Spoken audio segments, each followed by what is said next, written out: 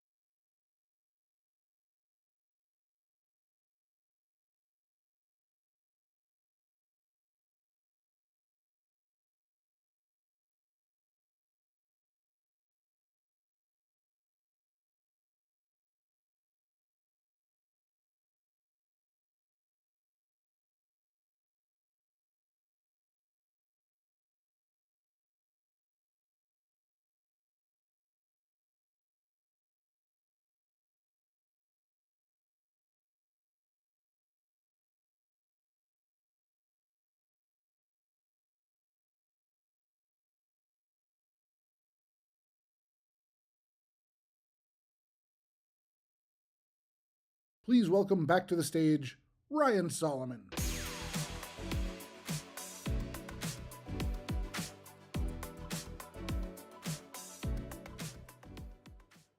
As we get everybody else to kind of filter back in from the refreshments area, this next panel is pretty exciting and obviously relevant. One of the more trending topics throughout Web3 and the world over the past couple of years is kind of after the chat GPT moment, the ways that distributed ledger technology and AI are going to start converging. So we have the panel AI meets distributed ledger, scaling responsibly. We're going to be covering one of the biggest topics in tech this year, which is the intersection of AI and blockchain. Please welcome to the stage Sham and our panelists up on the stage.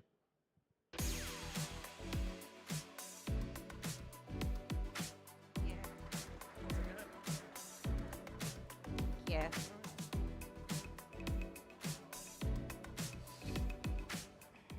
Wow. You know, I believe this topic is probably, what a lot of people came here for. If you haven't or put your hands on AI yet, then you're living under a rock. AI is changing the way how we live our lives, and it's impacted all the way from my 12-year-old daughter doing her homework assignments to our everyday individual life.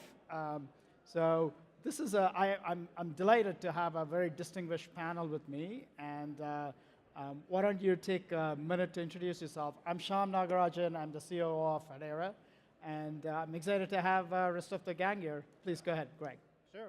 Hi, everybody. I'm Greg Whalen. I'm the CTO of Prove AI. Go ahead. Yeah, thank you, Greg. I'm Jim Nasser. I'm the CEO of Acor, and embarrassed to say I was actually at Hedera 18 way back in the day, so it's been a minute, but great to be back.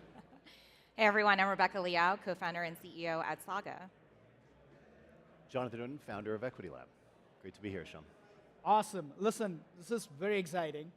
AI, as you know, has been in the forefront of everything we do, but how much of it do we actually trust? So this conversation is where AI meets blockchain, and I would love to start with, maybe I'll start with you, Jonathan, to share what you're working on in this space and how this applies to you. Sure. So Equity Lab focuses on AI governance, which means that we think about how we can express various forms of governance, and those could come from regulations, they could come from company policies, and then we find ways to ensure that the implementation of that governance is audited and also enforceable. And the amazing thing about the cryptography is that it provides us a way to establish this type of trust that Sham's talking about, but we can do so in a way that is tamper-proof, it's interoperable, and it's privacy-preserving. And as we start to think about the challenges that we have with AI right now, the actual critical question around how we're going to get massive adoption of AI really comes down to this question of how you can ensure that it is properly governed And if you can establish that type of trust, that means you can start to get into more complicated workflows like agentic workflows that are autonomous and kind of really maximize the full potential of AI. So early innings, but also really exciting proof points that this is working and at scale. Cool, very cool. Rebecca?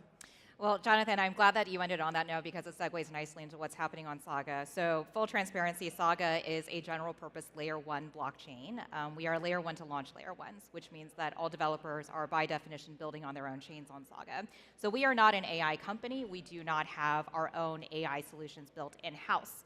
But when you have a chain that is built for scalability like ours is, naturally AI activity finds its way to Saga. So Jonathan, what you were talking about in terms of sort of a frontier edge use case of agentic activity being proven on chain and then having those agents act as autonomous economic actors within the chain ecosystem, consumers went there, They were scared about it for maybe a few hours when they first heard about the concept, and then they thought, this is really cool. I have my own fleet of agents, or a lot of games are building on Saga. I have my own fleet of NPCs that are able to have their own ability to trade on Saga, to have ownership of in-game assets, to be able to engage in liquidity wars, any sort of commercial or economic activity. And so trustability of the chain becomes incredibly important because I do think that there's no way consumers would actually hand this sort of power over to these agents unless they knew that they were able to verify the actions of the agents on the chain. And I think eventually there will be some component of learning models being verified on chain as well. Because in the end, you want these agents to be an extension of yourself, but you don't want them to sort of go rogue and have no way to track it back per se. Cool. Jim? Yeah, so we're in the healthcare space. Our primary use case is really all to do with tracking substance abuse and mortality due to substance abuse at the opioid space. So, Jonathan, to your point, in terms of like our function, really, I would say it's garden variety pipeline automation. And it's very much going down agentic paths. There is a lot of opportunity for automation, for efficiencies. But really the question is, okay, yes, you're taking, as example, like a real example, we're taking toxicology data and we're doing what we call verifiable intelligence. But the question is, well, what is your algorithm? What is your model? What is it doing? What does the training data looks like? And what is the lineage of all of that? So in our world, I think full automated agentic AI is still some ways off because for various reasons, if not just from a process, there's a need to involve subject matter experts. However, there's a tremendous amount of room for efficiency. So that's really what we're doing is we've kind of evolved our if you like, our conventional Hedera services and verifiability services and added this layer of agentic AI. And really we're trying to ultimately make the process of taking siloed opioid data, doing analytics, doing AI, reporting on it, both smarter and a whole lot faster. Right? Good. Thank you. So at Prove AI, we're focused on de-risking the development of AI. So, right, one of our core tenets here, right, as a product is to not disturb developers, right? So what we want is for people to develop AI solutions. We want them to partner with third parties who are building on AI, right? And we want to make this whole exchange of risk posture as easy and as frictionless as possible, preferably with no impact to the people who are doing the actual, work here. One of our other tenets is show your work, right? So I think there's a big theme here about automation, right? So if we work backwards from the problem, multiple parties need to share work with each other. We need to share our risk postures with each other. How on earth are you going to do that without showing your work to each other, right? The world of SLAs, I think, worked fine for software development. They don't work well for AI development, right, for a bunch of reasons, right? Mainly because there's more things involved, there's high velocity data behind the scenes, things that I think everybody here, right, understands, right? So our solution, right, is designed to have multiple parties log into this, into our solution, define what the risk postures are, right? And that's possibly compliance, it's possibly not compliance related, it doesn't matter, right? It's whatever you as two parties think that you need to have an eye on, right? And then we rely on the automation providers of the world to give us that data so that we have that chain of trust from end to end, right, that's ultimately ultimately securely communicated, right, across parties. And right, for us, we're built entirely on Hedera, right, to make that a reality as our ledger. Cool. So governance, launching AI to support the layer ones that are building AI in healthcare and underpinned by DLT and blockchain and Hedera. And finally, again, making sure development of AI is safe, secure, responsible. And so AI per se, everyone is touching AI. I mean, I've been using Gemini, ChatGPT, Read AI, Fireflies, Grammarly, and this continues to go on. Data is being fed in constantly. We do have a trust problem. Deepfakes are continuing to grow. Models are hallucinating.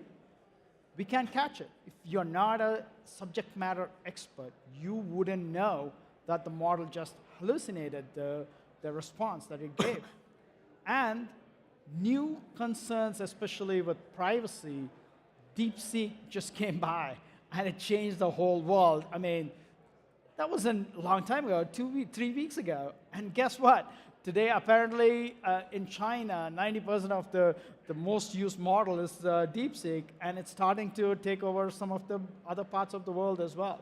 So the question to you, and I do want to put a lens on it to say, how does DLT bring a level of responsibleness in this? And if you could talk to that a little bit, and maybe we start with Jim, you first, and then we go to other panelists. Yeah, certainly. So I'm an optimist. I feel like the regulators are actually an enabler. So I'll give you a specific citation. So the FDA at the beginning of this year came up with this guideline for AI usage and very explicitly says, it's really unprecedented, says if you're dealing with patient safety data as a sponsor, as a pharma company, we need you to be explainable. We need you to show like what algorithm you're using, what is happening with the training data, and some transparency and traceability. That to me is a really good thing because this world of clinical research or opioid tracking, things like this, largely is opaque. And when you add AI on it, and agentic AI or automated AI or self-automated or semi-automated, you could be extremely opaque. You could be extremely black box.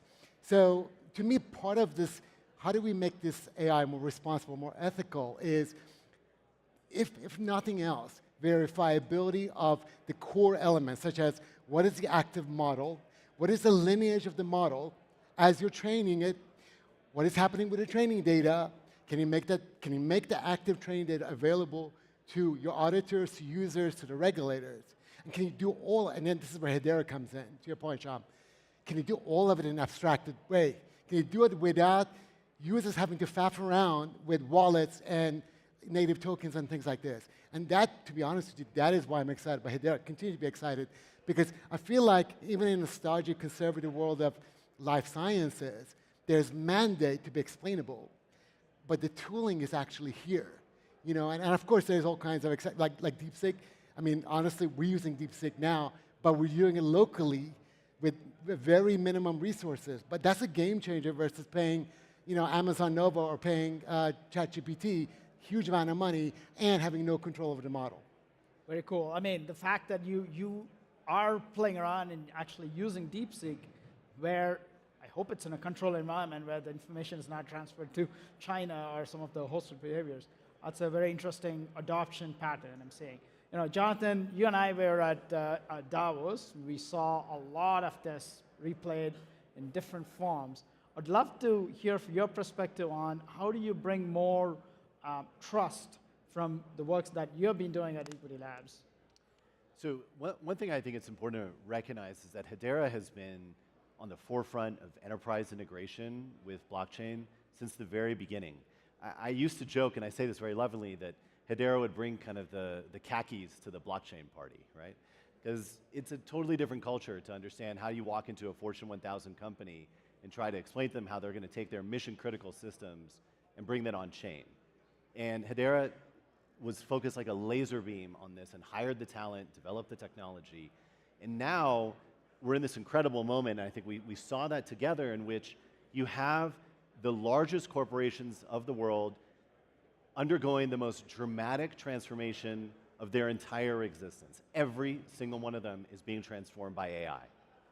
And their challenge is that now as they go through this transformation, they need to establish new forms of business practices and trust that not only can be contained within their own systems, but that they can be interoperably shared with others.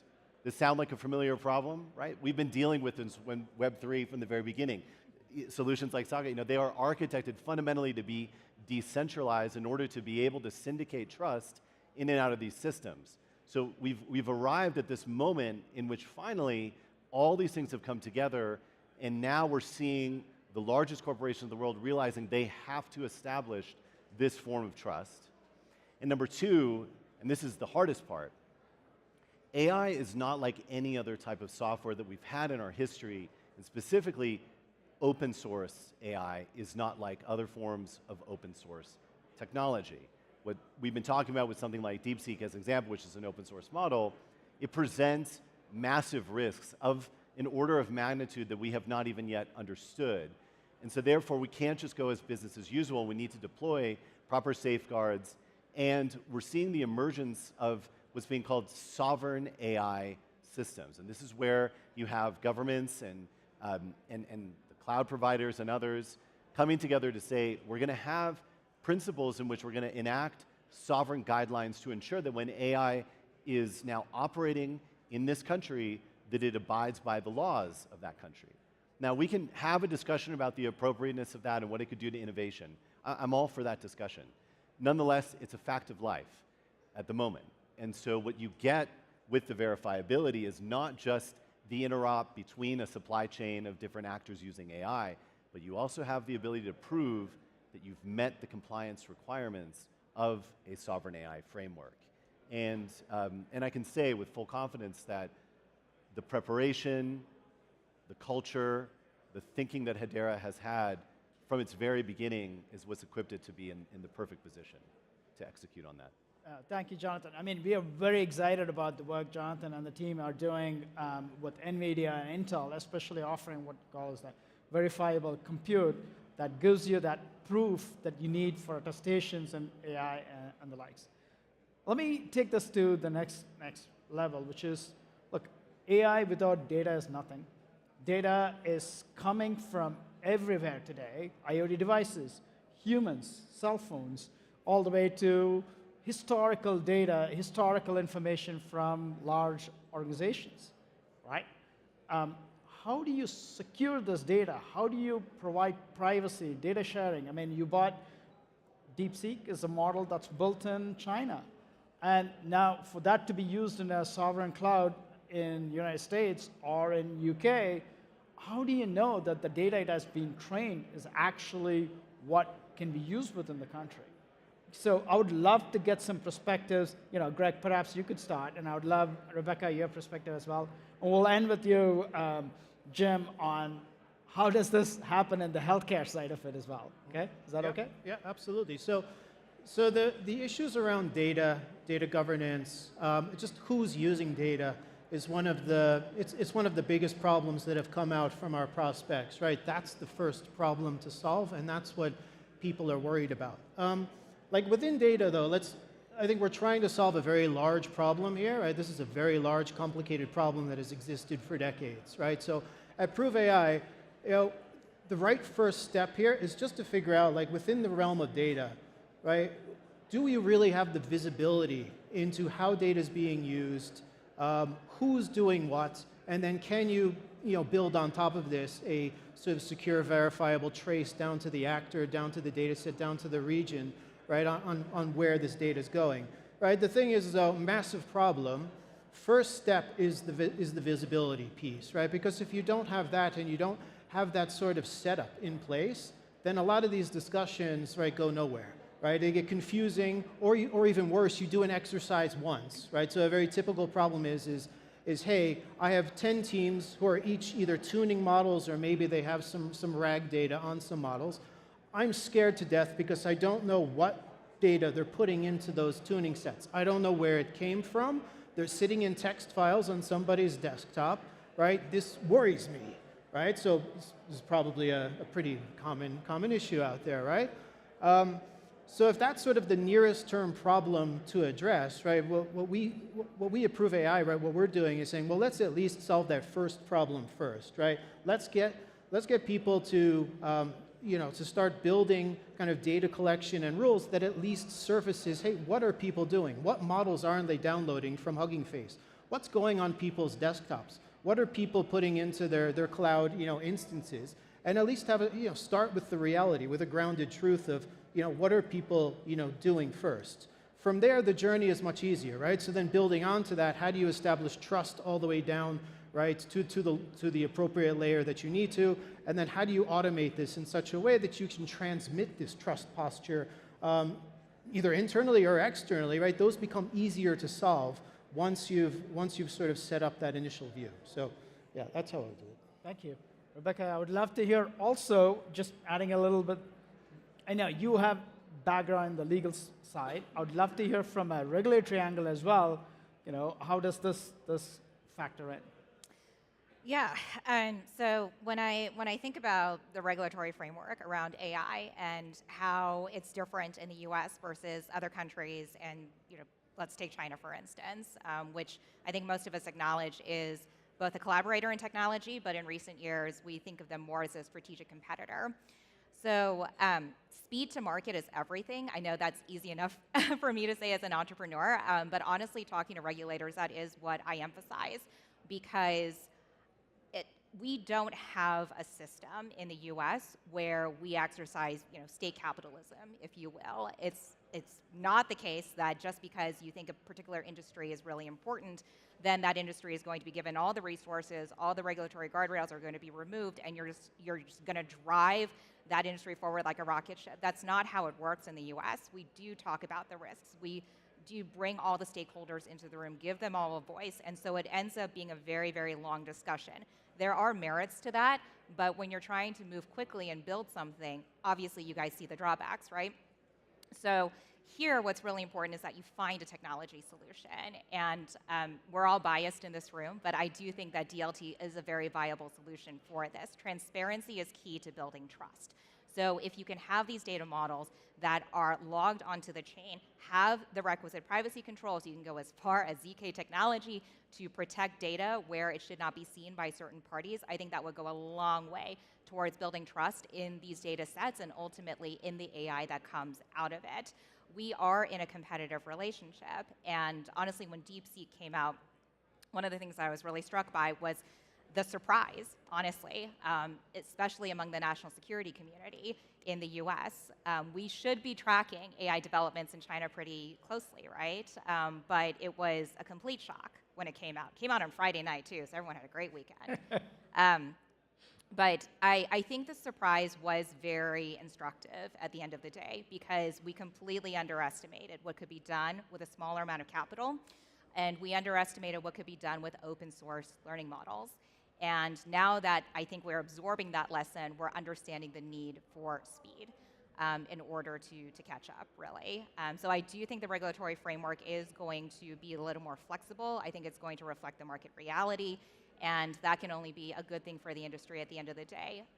But make no mistake, I think people are looking at DLT very seriously as a way to speed run this process. Thank you. Jim? Yeah, so in a practical sense, let's take a specific example, working with the opioid data. So the thing to understand is that that data, and really this is across the board in healthcare, is siloed already. It's by nature siloed. So it's decentralized. People don't say decentralized, that's the label we use, but really it is that. So that's a good starting point. But then the next thing, if I'm talking to a C-level, the very first question is, how are you going to be secure? How is the system going to be validated? Well, the good news, if you're using DLT, particularly in a decentralized, because since the data is decentralized, we need to connect to the data first in a provable way. Well, we can go to them and say, look, we could do decentralized data connection and use Hedera as a means of verifiability, but retain your existing secure HIPAA-compliant systems at rest. That's a whole lot better than moving all the data to the cloud. That's a really good starting point. And then the next thing from there is, okay, that's great. How do you lower my cost? Because it turns out moving data to the cloud and then running intelligence in the cloud is very expensive. And then we spoke a little bit about explainability and governance. But when you kind of address like the existential issues of can you remain compliant, HIPAA compliant, don't move the data, and lower my costs, that makes that conversation a whole lot easier. So that's really what we do. And like to give you a more specific example, with the counties are working with and cross-county, cross-state reporting of opioid data, budget is very, very important.